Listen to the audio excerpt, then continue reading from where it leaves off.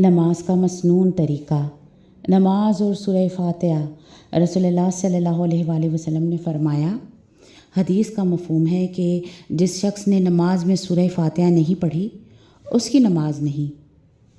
اسی طرح اس میں آمین کے مسئلے کے اوپر بھی غور کرتے ہیں کہ جب اکیلے نماز پڑھیں تو آمین آہستہ کہیں۔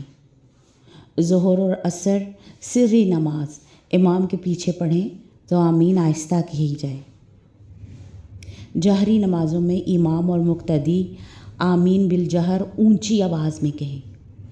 آمین کا آغاز پہلے امام کرے گا، اس کے پیچھے تمام مقتدی بھی آمین کہیں گے۔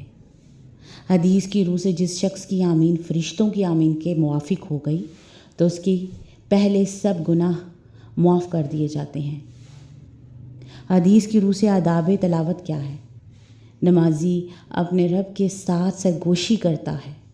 اسے خیال کرنا چاہیے کہ وہ کسی قسم کی سرگوشی کر رہا ہے تو حالت نماز میں قرآن مجید اونچی آواز کے ساتھ تلاوت کر کے اپنے ساتھیوں کو اضطراب میں نہ ڈالنے کا حکم ہے۔ یہاں پر رسول اللہ صلی اللہ علیہ وآلہ وسلم کے حکم کے مطابق آہستہ آہستہ قرآن پاک کی تلاوت فرماتے، بلکہ ایک ایک حرف الگ الگ پڑھتے۔